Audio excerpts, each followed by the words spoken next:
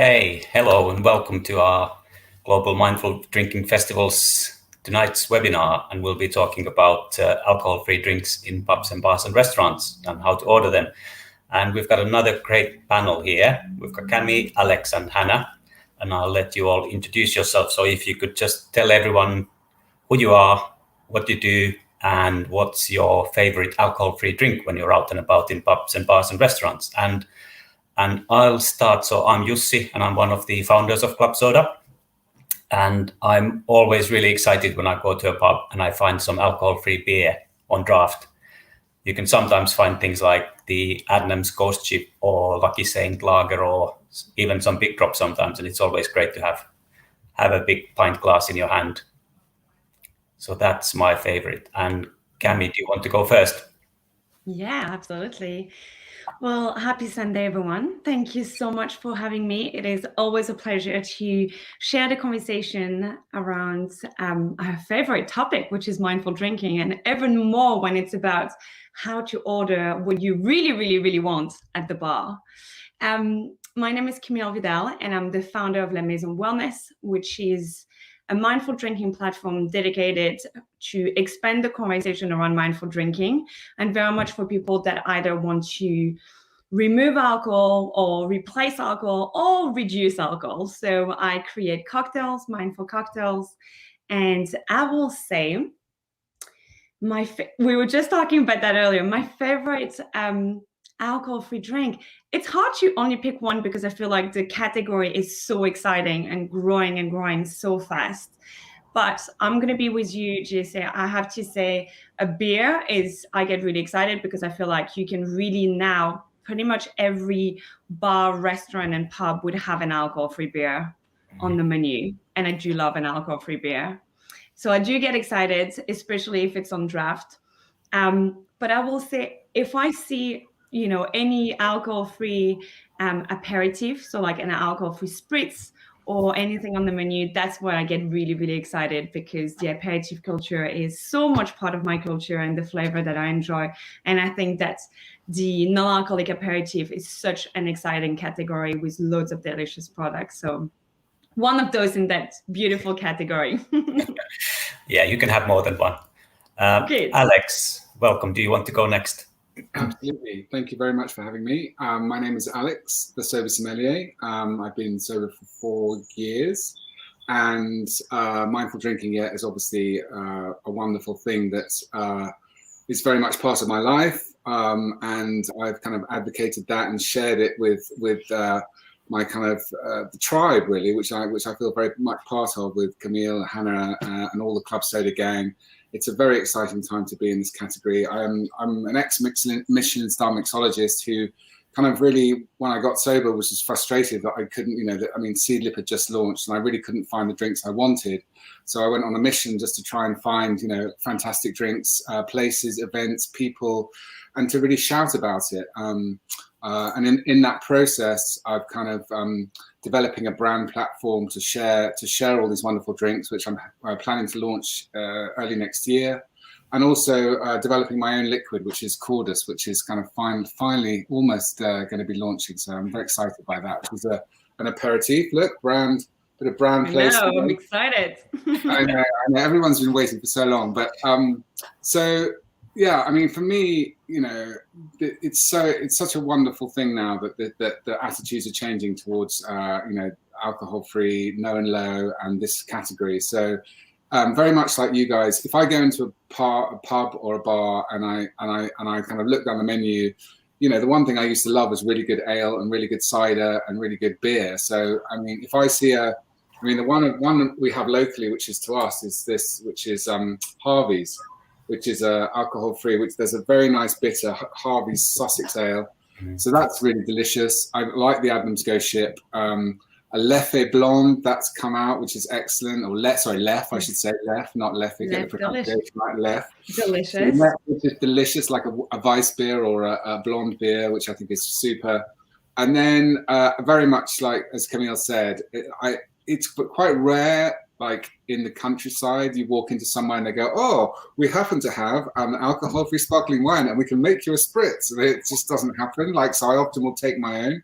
But yeah, I'm drinking a spritz here, and with some Copenhagen sparkling tea, which is delicious. So yeah, spritz is very much like Camille. We've got quite similar taste buds, really. So yeah, that's what I plumbed for. But yeah, it's a very exciting time, and thank you very much for having me on this panel today. Oh, great to have you. And I asked for one alcohol-free drink, and I think you mentioned at least half a dozen there.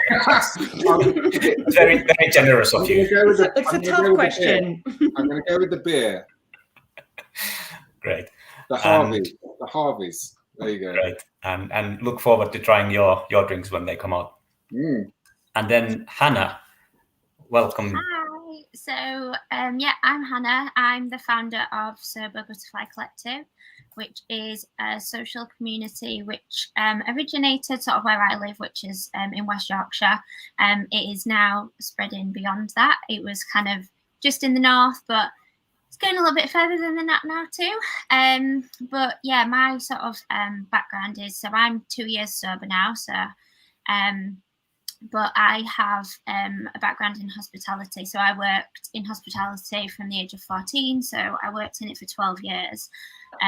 So I've worked in every place possible, sort of as a waitress, as bar staff. You know, it worked in like VIP at Old Trafford, Manchester United's football ground. I've worked in Australia. I've worked weddings, events, everything, literally everything you can think of. I have worked in, but then sort of like 3 years ago, I just kind of had enough of the industry, if I'm totally honest, and I needed to get out. So I am now working as a full-time interior designer, which is what I studied at university. But kind of what I realised in the sort of year after leaving hospitality was how much I'd just got stuck in this drinking cycle. And just couldn't really break free from it. And I don't think anybody I knew was sober. Nobody, you know, it just wasn't really a thing even 2 years ago, which is sort of why I've ended up kind of creating my own community. But I went to a brunch, a Sober Girls Society brunch in Manchester, which is what inspired it. And yeah, after doing sort of, well, I'd say a year, but it was kind of 6 months before COVID hit of sober socializing. Yeah, I've done a lot of events sober, and I just wanted to help other people have that confidence to go into a bar and not feel like they couldn't go out anymore. So that was the main thing when I decided to stop drinking, that it wasn't going to change my social life. So I threw myself into everything imaginable. And then, yeah, I just wanted to help other people do the same. So I would say when I go out, I tend to go for like a mocktail. A lot of places do nowadays, they didn't back 2 years ago, but do stock sort of alcohol-free spirits, which I absolutely love to see. So I always support anywhere that, you know, stocks that. I do love a virgin pornstar martini. Anything that makes me look like I'm having a drink, just like anybody else. So yeah, I went to a wedding recently, and my table didn't realise I wasn't drinking until halfway through the wedding, because my drinks just all looked like everybody else's the whole time. So yeah, that's really important. Thanks, Hannah. And so yeah, we've got a great panel. So we've got a really wide experience of the drinks industry in all kinds of ways, and the hospitality industry. So can I start with you, Camille? Because you've spent a lot of time thinking about these things, and you have your 3 R's. Could you explain to us what they are and how that works? With the remove, replace, and reduce. That's the one, yeah. Yeah. I mean, for me, I guess my background was also in hospitality industry. I spent the last 15 years traveling around the world and working with, you know, bars and restaurants, and I was a bartender myself for many years. And then I moved on the drink side when I really had the opportunity to connect with the cocktail culture and with the drink industry all around the world. You know, I got to spend so much time visiting countries and connecting with the community. And there was almost a moment where I really questioned my my role in hospitality industry. I was like, can I remain in this industry? And I really resonate with what you were saying, Hannah. I think it was a bit of a, how do we do that? And then I realized that actually the DNA of what I was doing was hospitality, and we could serve people. And I wanted to inspire and teach people different technique on how they could bring mindfulness into the glass. And so that's when I came up with the 3 different technique, which is the remove, when you decide that you remove alcohol and you don't want alcohol to be part of your drink. And there's so many delicious alternative now and beautiful alcohol-free spirit that you can use instead. The replacing with something that is slightly lighter in alcohol, which we are actually seeing this category growing a bit more and a bit more with spirits coming up at 20% or even lower than that. We see Mary, which is at 6% and things like that, when you can really reduce the alcohol content while you're still enjoying a cocktail. And then the reduce with even for people that do drink alcohol, with using the favorite, spirit that they enjoy, but instead of going for a double measure, actually exploring maybe using 10 ml, 20 ml, and staying under 1 unit of alcohol.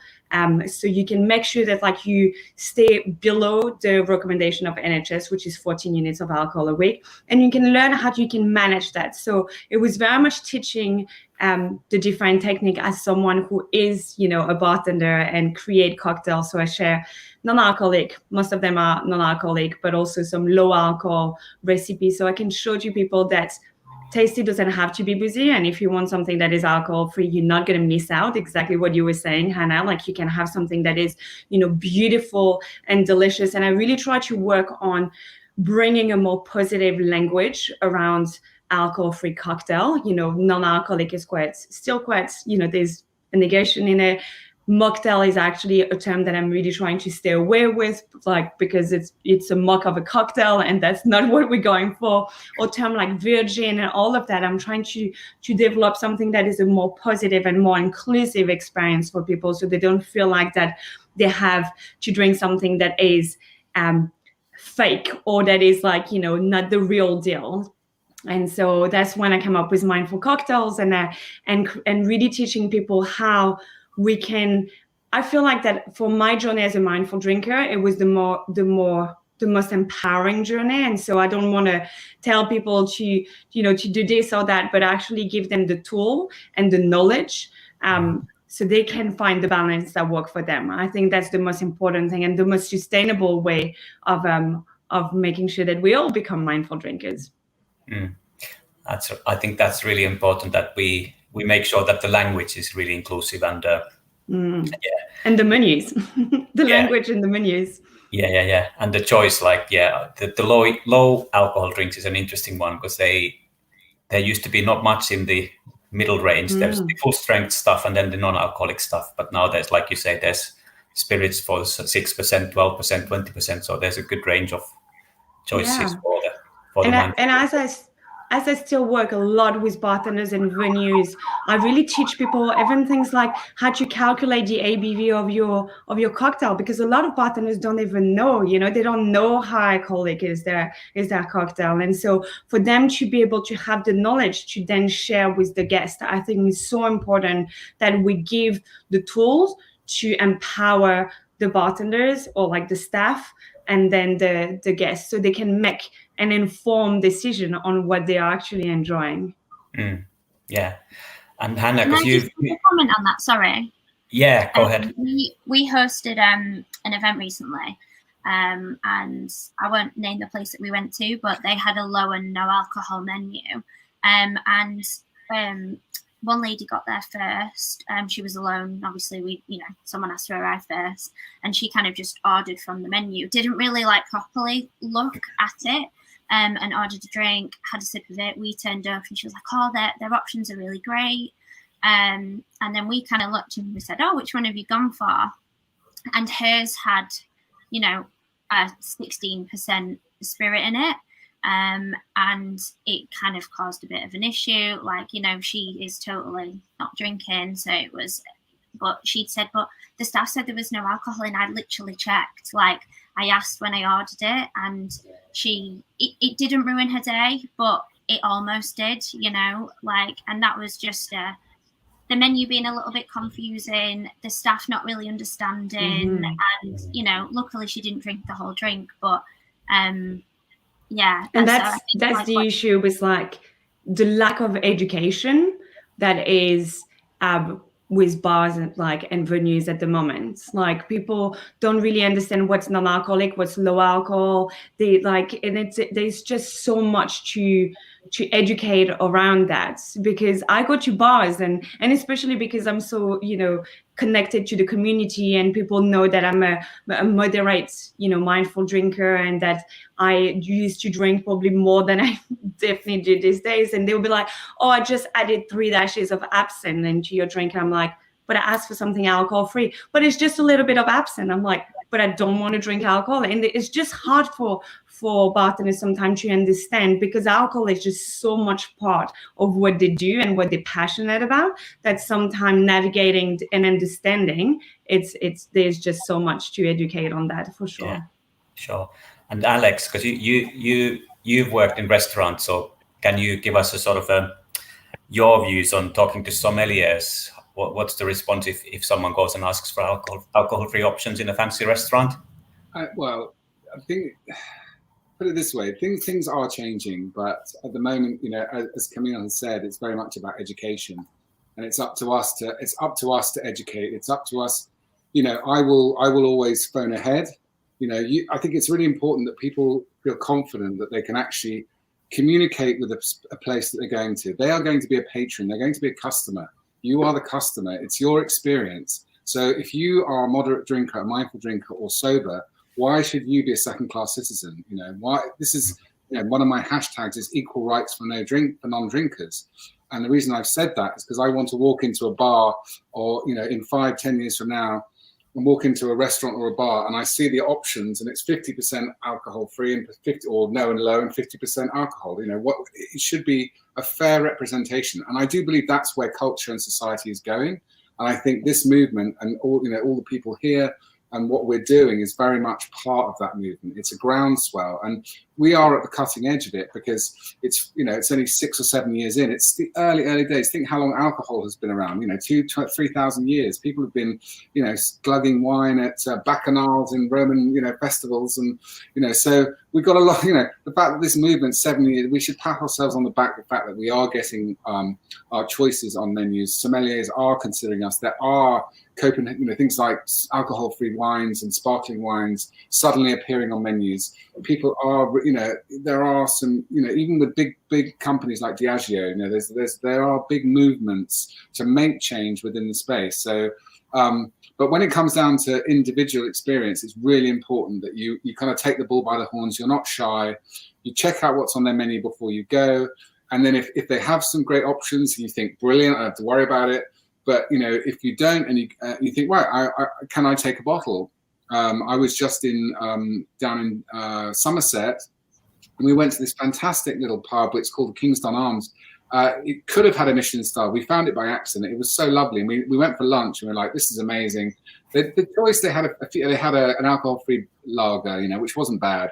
But that evening, I said, because we said, right, on our last night, the food was so good, we're going to come back. I didn't have a chance to call ahead, but I took a bottle of naughty sparkling wine. And when I got there, I just spoke to the maitre d', and I just said, look, I spoke to the waitress, and I said, look, you know, do you mind? I'm sober. Is it okay? I'm happy to pay a corkage. So she went into the chef, who was the boss, went into the kitchen and was like, there's a chap out here. I didn't kind of drop the name that I was the Sober Sommelier, because I was like, by the way, I'll be writing about this later. But no, I didn't do that. But I was just like, let's see what happens, you know. And so she came back and said, I spoke to the chef. He's like, you don't even have to pay corkage, you know. Absolutely. And we're thinking about getting these wines on the menu. And it's like, oh, fantastic. And my whole mood lifted. I was like, this is wonderful. I'm included. I'm part of the conversation. And they were clever enough. So I gave them a massive tip, because I was like, they weren't, you know, they could have charged me £5-10 corkage. And a lot of places, what they'll do is they'll charge you corkage for a bottle of wine. And you're going, well, hold on, it's got no alcohol in it. So you can't charge me what you would, but yes, you can charge me corkage, but what would be a similar alcohol-free drink or something, So people need to understand that it's their experience, they're the consumer and customer, and you can vote with your feet. If you're not getting represented, then you vote with your feet, and obviously people, I really think, it's a bit like smoking. I suppose smoking 20 years ago, now smoking, I think alcohol is going that way where, it won't be quite like in Sweden where they have the government, with the Systembolaget, and you go, it won't be quite like that. But I think, there will be all this really cheap alcohol won't be on the shelves, and it'll be protected, or there'll be sliding doors. I think, I think things, I do hope, and I still feel choices for everyone. But what one thing I will say, a funny story was going to, this is a little bit of snobbery about sommeliers, is going to, I went to a restaurant called Hyde in Piccadilly, Oli Dabu. It's a fantastic restaurant. and they have a wonderful alcohol-free menu, and it's in Piccadilly, and it's super glamorous. And it only just opened, and I took my father-in-law there, and the sommelier came over, and I said, surprise me, give me your best alcohol-free cocktail as an aperitif. And then give my father-in-law the best aperitif. So he had like this amazing champagne cocktail, and I was like, that's fantastic. And then my drink came, and I was like, wow. And it just looked amazing, and it had this kind of nice kind of amber color and a lovely little twist of citrus, and I was just like, wow, things have come on, this is fantastic. Anyway, so we said cheers, and I had a sip, and I was like to my father-in-law, I said, I don't know what they've done here, but this is out of the park. I'm raving about this 5-star, blah blah. Anyway, so I said, oh, can you just send the sommelier over? So he came over, and I said, oh, I just hats off. What you've done here, this is amazing. This is the best alcohol-free cocktail I've ever had. And he said, as I said that, like the blood just drained out of his face. Because I'd had about 3 sips now. He goes, oh, I'm terribly sorry. So that's not an alcohol-free cocktail. So I was like, what? Oh my God. And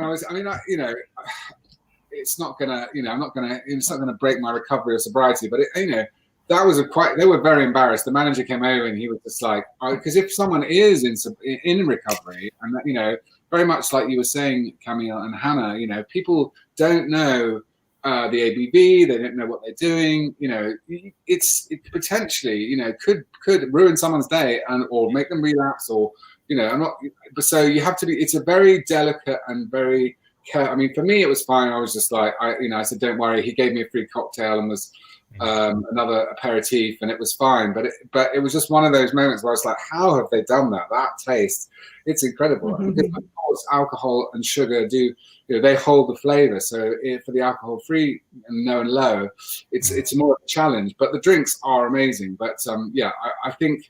My message certainly for people who, when it comes to sommeliers or it comes to maitre d's, you're the boss, and you have to have that slight air of, this is what I want. Can you help me? And if they haven't got something, if you haven't planned, they haven't got something that you want, and you're really stuck, and it's only sugary mocktails, then you say to them, okay, well, what can you make me? Can you do me a really nice kind of citrusy, something with tonic, something quite dry, and get creative with them and say, look, I have a dry palate. Normally I would have something like this.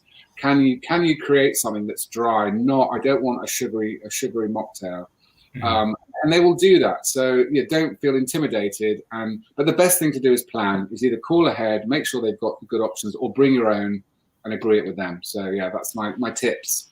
That's a good tip. And Hannah, because you've been organising your events around the north of England and Midlands now as well. So how do you go about finding your venues, and how much research do you do about their drinks menus in advance? Generally, I do pick we've not been able to do that many events just yet. Not last year. But the most recent event that we did, which was for my second year Soberversary, was hosted at a place called Gin Lane, which is at the B-Sol in Halifax. So that was actually where we were originally going to do our first ever event back last year. So when we first launched, but that got squashed. We've been waiting to do that one, and basically already stocked quite a lot of alcohol-free spirits, and I knew that they had good options, and the manager especially like really sort of supports what I do, couldn't help me enough. Like, you know, when I said that I wanted to replan the event, they printed me personalized menus off, they got extra stock in, so they didn't used to have Noseka, but I said quite a lot of our community drink like Noseka, so could we have an option like that? And they created us a special like butterfly mocktail.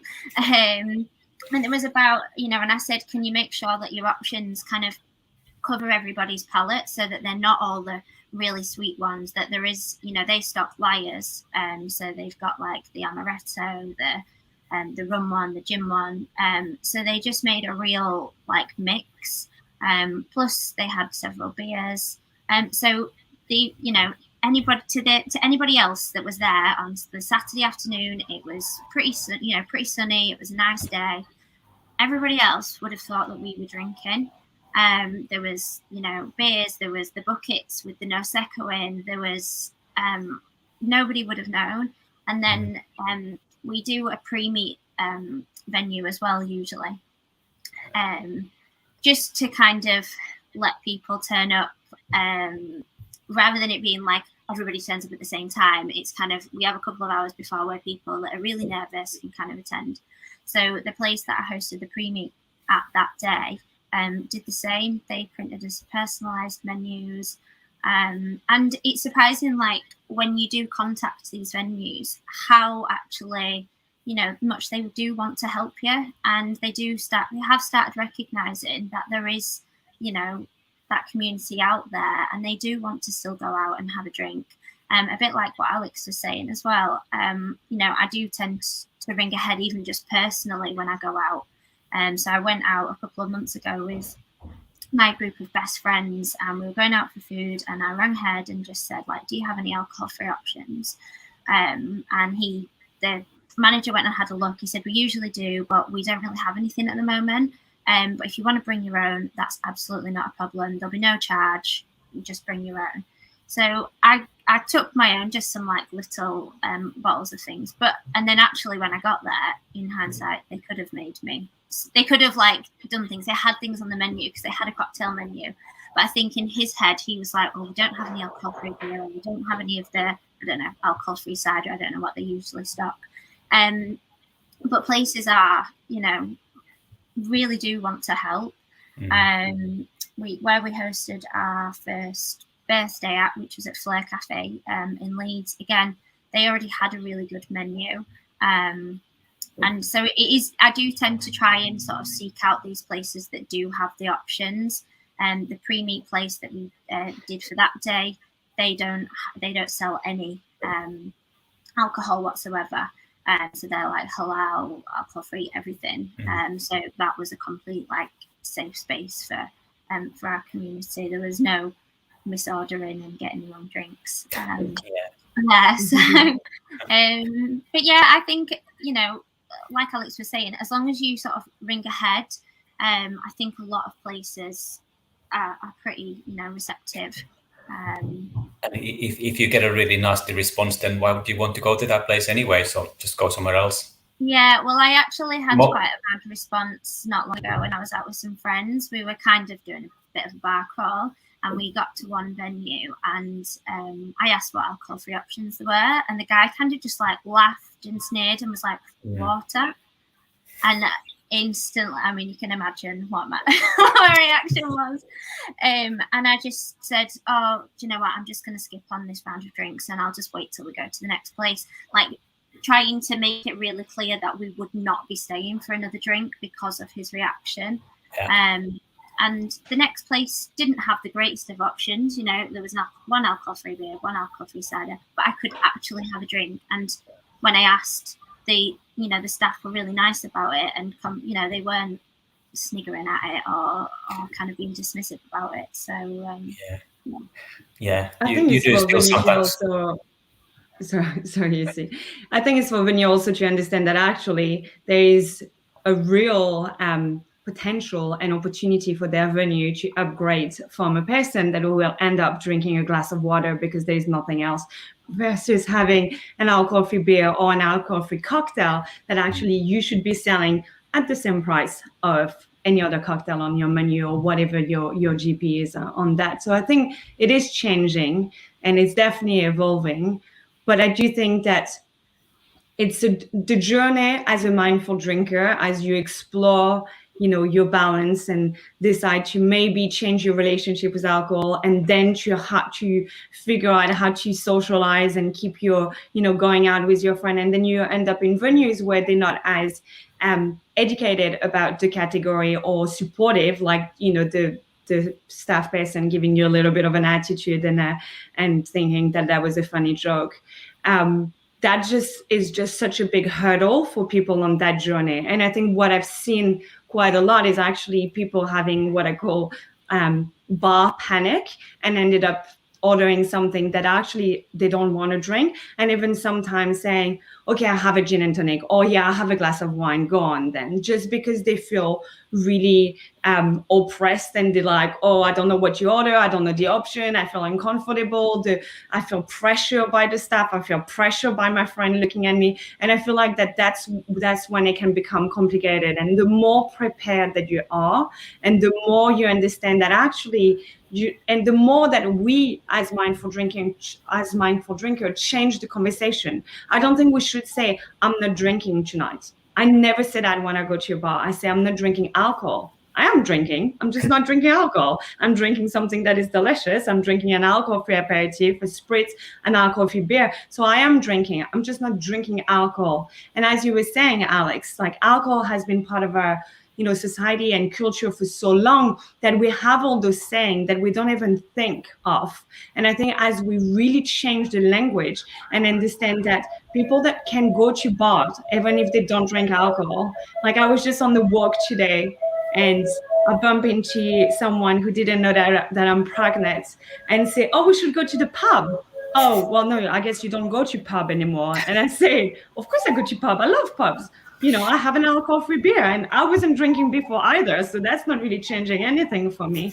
But just that idea that because, I'm not drinking alcohol at the moment, that I shouldn't be able to go to bars or that I probably don't even want to. But I think if we change that mentality that pubs and bars are just for alcohol and we really become more inclusive in menus, I fight with bars on saying, stop putting the alcohol-free cocktail at the back of your menu next to the kids section. There's no kids section, but it feels like it's at the back of the menu with the McNuggets and the milkshake, and actually included in the menu with the rest of the cocktail in a really, really clear way so people don't order something that is alcoholic, and also check with people. Like I think that, making sure this is an alcohol-free cocktail, oh, great. Or, this is actually, it's a low ABV. I think that we need to, hospitality is being at service of people, is creating that experience for people. So when I'm, in bars and I'm making drinks, or when I'm hosting events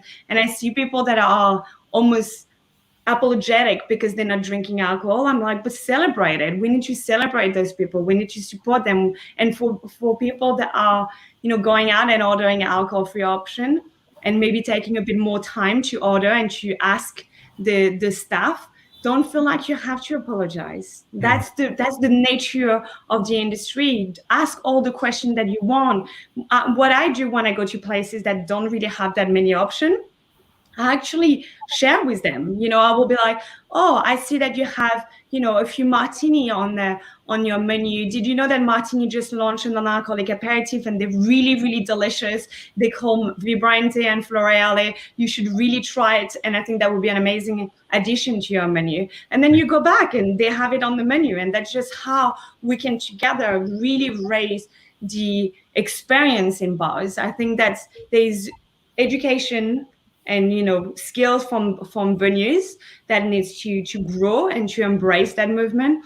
And there's also guests coming to bars knowing that they can, because 20% of the population in the UK don't drink alcohol, and 40% of the population in the UK are saying that they want to moderate, but they're not saying that they don't want to go out. And I think that we've seen with lockdown and all this time that we weren't able to go to our favorite restaurant and our favorite bars, that actually what we missed was the connection and the experience and the being able to catch up with friends. And that doesn't have to include alcohol. We need to move away from this idea that alcohol is a social lubricant. Like we need deep and real connection, and actually being able to do it with more mindfulness, either loads of delicious alcohol-free option or better balance in the way that we do it is the way to go there. And I know that, like Alex, you've done so much work with restaurant, and I mean, for me, that was like, I'm still blown away by the fact that you can go to the most incredible Michelin star restaurant that have put so much thinking into the quality of the food, the origin of the food, the menu, the wine selection, the atmosphere, the lighting and everything, and then they just don't have alcohol-free options. You're like, oh, so I'm just gonna stay on water because that's a whole side that you didn't even consider. Yeah. So again, it's just, telling them and feeling comfortable with your choices and your decision, and not feeling pressure or not feeling like that you have to apologize. Your experience is as valuable as anyone else. And the definition of hospitality is being able to serve each and every guest that walk into your bar. Exactly. That's the end of it. And I think we are all doing the sort of education and the sort of nudging pubs, because we whenever we go to a pub or bar and go through the menu and check for alcohol-free beers and stuff, and if there isn't any, we always ask, say, do you have any alcohol-free beers? And sometimes they do. They say, oh yeah, we do. But is it on the menu? No. And it's like, well, why don't you put it on the menu? Because how can people order it? So yeah, we should do. And it's always a bit strange to have that discussion. When you go back until they do it, and then you stop going to that venue, you go to the next one. Then needs a bit of support and education. Yeah. But Alex, you already mentioned this. So if you end up in a bar for whatever reason and you have to stay there, and there's not a great range of alcohol-free drinks, so what's sort of your go-to things? Because there's usually something in every bar, and mine used to be bitter lemon, because that's sort of an okay drink. If there's nothing else, I'll have a bitter lemon at least. It's a little bit too sweet for me. What I would do now, there's a big conversation around bitters, and I think where I sit with bitters is it's all about the ABV that goes in your glass. It's not the fact that a bitters, yes, it's orange bitters, Angostura bitters. They might say 46 ABV on the back, but actually when you put 1 or 2 drops into your liquid, it's going to be less than 0.5. It's probably going to be 0.0 something. It's really, a couple of drops, but the flavor that a couple of drops of bitters will give you is fantastic. So I will look for a really nice tonic, and some bitters, and maybe a little splash of elderflower cordial with a fresh bit of mint. Looking for herbs. Herbs are wonderful. Basil, rosemary, anything. Just getting that garnish. Getting some mint, smacking the mint or rosemary, and then so you've got something on the nose. Then you've got, literally with a really good tonic. The tonic ranges are fantastic now. So you find a really good tonic, an unusual tonic like the 12 Below range. I'm doing a collaboration at the moment for Sober October with 12 Below, and they've got pear and cardamom, apple and mint. This isn't an advert, by the way. But apple and mint and rhubarb and ginger. They're fantastic. And there's only 12 calories in each, so it's a great option. You can put a couple of drops of Angostura bitter. Now, obviously, if you really think, no, I can't have the bitters because of the alcohol, there are some alcohol-free bitter ranges coming out. But as you said, we're in a pub and they've got a little range. They will have bitters. So I would have bitters. If not, I will just go with that tonic and some fresh mint or some rosemary or something, and just try and have a play. One of my favorite ones to do is if they've got a very small alcohol-free beer range. So like you go and it's like Beck's Blue. It's like, woohoo! You've really been imaginative there. You've really thought about this, haven't you? It's like, in 1989 they were serving Beck's Blue. Come on, Jesus, what's going on? It's like, we've got Beck's Blue. My heart sinks. It's just like, wow, this is really not front of your mind here. Okay, so in that situation, what I do is I get a pint glass or a mug, and I pour the Beck's Blue in, and then I get a ginger beer and I make a shandy.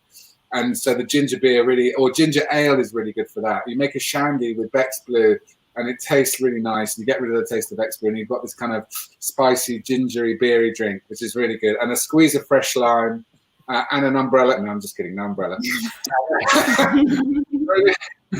But, come on, we haven't had enough sunshine. You want an umbrella in your cocktail. I just had this amazing experience. One of my first big consultancy jobs in kind of, coming back into hospitality. It's been lovely. I'm kind of transitioning back in full time, and I did this fantastic consultancy job for Hastings' first alcohol-free bar, The Nest, which has just launched, which was such a wonderful experience. I can't tell you. It was kind of like getting back in the saddle, being making cocktails, being behind the bar, a bit of an old dog when it comes to that kind of stuff. But it was wonderful, and the concept was fantastic, because the thing about Hastings is they say, Hastings is a drinking town with a fishing problem. So it's kind of like, it's got, literally you get down on George Street or King's, the High Street, and it's pub, cafe, pub. So it's like suddenly we've got this, the Egg Tooth project, which is a community project, social enterprise. They took a lease on the Old Town Hall, which is a beautiful building, goes back 200 years, 150 years. And the idea was, because they do these projects for the community, they provide affordable therapy. They've got therapy rooms upstairs. It's all about mental health, helping people back to work when they've had trauma and mental health. There's art therapy, there's an office, there's therapy rooms, and downstairs there's a cafe and bar with an alcohol-free bar and cocktails, a menu that I designed, and an event space and a music space. And it's just such a great concept, and it's for the community. And it's affordable cocktails as well. It's not like, they're 30, the entry level was £7.50, £8 for cocktails, which is great. And it's just really wonderful to have a blank canvas. They were very supportive about, I got basically the opportunity to go mad with all my favorite liquids and just give, just set it out. So alcohol-free cider, alcohol-free beers, Lucky Saint, Drop Bear, all these lovely beers. Then, Guinness, Thatcher cider. It was just like, I couldn't believe, to see a whole bar that it was just because normally you go in and you just have a little section. It's like, there's our section. The whole, and I really made a point of lining up all the bottles. It's like all the spirits and the Kalina and the Sea Arch. And it was just, it just made me so happy. And then on the launch, to see people, those that were already kind of sober or known in the low and low space, but those that weren't, and watching 120, 100, I know it was a launch, so everyone was on a good vibe anyway, but it was we did a festival for the whole weekend. And just watching people get it and having espresso martinis with no alcohol and going, God, this is amazing, using 3 spirits. So it had Livener, or using things like Sencha that have got adaptogens and GABA. So they actually do give you a natural high. Working in that space and saying, actually, it does actively, waken the brain or make you feel like this, and the conversations. And on the Saturday night, we had this chap came up to the bar, and he goes, I've got to drive. Can I just have one without alcohol now? And I'm like, mate, they've all had their alcohol. It's just the contact time, and it was like the buzz in the place. Everyone was just having so much fun, and it was just like any bar or club, and you wouldn't know. And it was just as a social experiment. I was just so chuffed, and to say, yeah, it does work. Look, everyone's having a great time. It's about ceremony, it's about the ritual, it's about us coming together, and it's about social interaction and drinks that are grown up and look great, and we all feel special because these are amazing. And I did a 5 cocktail launch for the party, and everyone loved them. And so, yeah, just to see it and to say it is possible, and I think to see more places like this open, and just I'm very excited. But we've still got a long way to go. I'm not, don't rest on our laurels. It's we're at the cutting edge, as I said, and it's very early days. But yeah, it was a great it's a great thing to do, especially in a town like Hastings, as I said, is a very wet town. So anyway, that's a little thing to share. Yeah, it's great to see those places popping up, because in big cities you can find alcohol-free bars, but now you've got the Hastings, and there's a Yada bar in Derby and stuff like that popping up, which is great to see. And I Yes. think those alcohol-free bars are amazing, and I think they're necessary for people to feel like that there's a space where they can really experience, drinking delicious alcohol-free cocktail in the way that they don't have to question or feel like that they're just going to have a small, like one or two options. But I think the goal is very much to be able to have venues where everyone feels welcome and there's option for everybody. I had the opportunity to sign the menu for a big opening in Paris, and I wanted to make sure that everyone would have the same experience. And so I designed a mirror menu. So every single cocktail were available in the 1 unit of alcohol, so lower alcohol, because I don't do very, very busy cocktail these days, but still alcoholic cocktail. And then every cocktail were alcohol, like available alcohol free. And I think for me to be able to have, that menu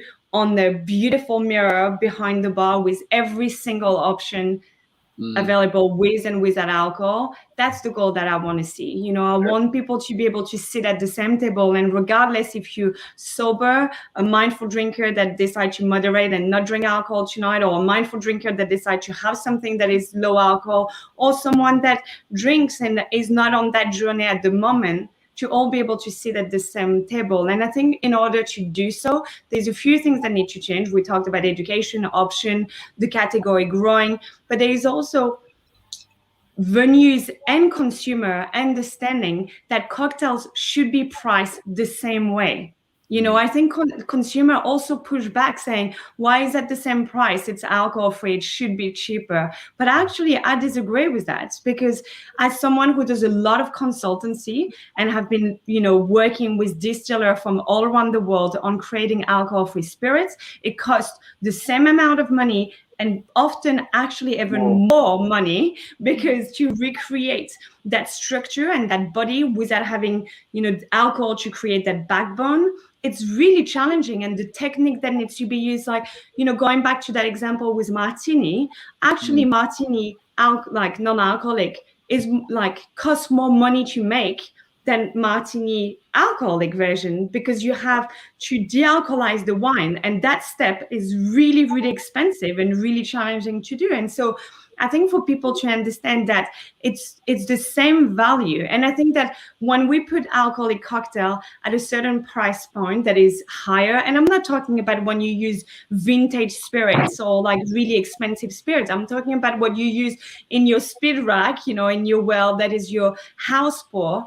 When you make that more expensive than your alcohol-free cocktail, you're kind of sending the message that that's the real shit, and that's the option that's not really real, or that's, the value in the glass is the alcohol. When actually, we were talking about 3 spirits, we talked about Sensia, all those amazing products have really expensive ingredients, adaptogens that come from all around the world, things that are so beautiful and creative, and actually the cost should be the same. But I also see consumer pushing back on that and saying, well, no, that should be cheaper, it's an alcohol free. Well, it's for people to understand also the difference between a soft drink, like you go to your bar and ask for homemade lemonade, delicious, 100% that should be cheaper than your alcohol-free cocktail, and an alcohol-free cocktail. An alcohol-free cocktail for me should be the same price point, or should be, you should calculate the cost of your drink per drink and then modify it and make sure. And often you will realize that your alcohol-free cocktail costs the same price. And I think that that's also one of the reasons why venues are pulling away from stocking alcohol-free spirits, because for them, they're like, well, our guests, our consumer don't want to pay the full price, but the cost of a bottle of a Seedlip or a bottle of most of the alcohol-free spirits will be the same price, and sometimes more expensive than your house pour that you can have with a gin that is alcoholic. And so I think we're a little bit in that moment where, again, it comes to education, and consumer need to understand the cost of making an alcohol-free spirit, and venues need to understand that we in that like transition period that is slightly uncomfortable, when we all need to expand a little bit our minds so we can make the option better and more inclusive. But I think that's something that I see on both sides, the consumer but also the venue, that I think we need to address a bit more. Definitely. Yeah. And Hannah, do you want to say something about, just because you work behind bar and people might be scared about asking for different things or asking what you have and so forth. Should we be afraid, or should we just go and ask? No, I think you should ask. That, my example of the water one, that is very, that's a really minute amount of bar staff and waiters.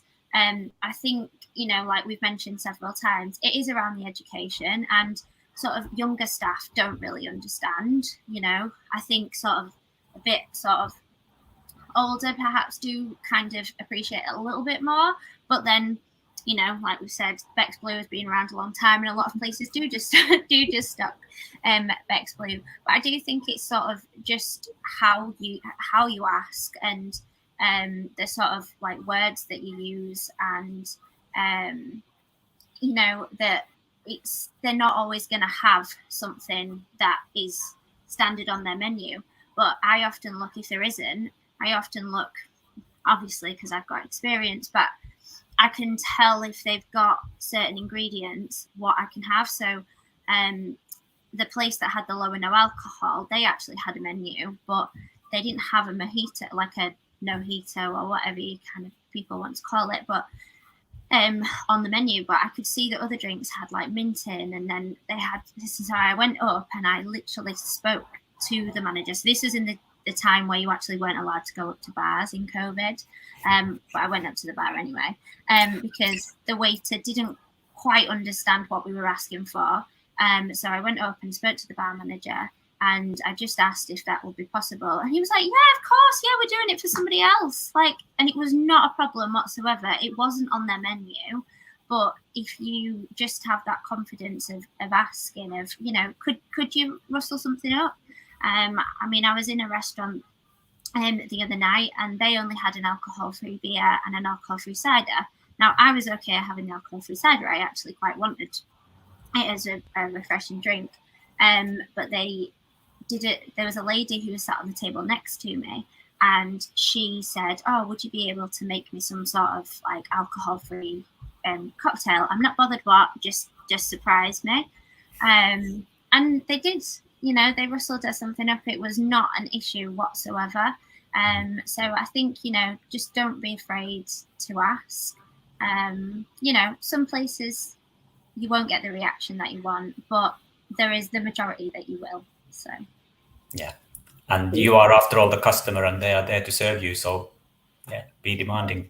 I think also what you were both saying, or certainly I think Camille mentioned it, about this kind of the big bar panic, but also amongst kind of peers and friends, is like sober shaming. It's almost like, "Oh, well, what's wrong with you?" Or, "Oh, are you pregnant?" Or, "Oh, come on, man up." "Oh God, it's pathetic. What's wrong with you?" And all that kind of, and it's being just basically, once again, it comes to preparation, but just having that kind of response. So just kind of like, I'm not drinking and it feels great, or it's none of your business.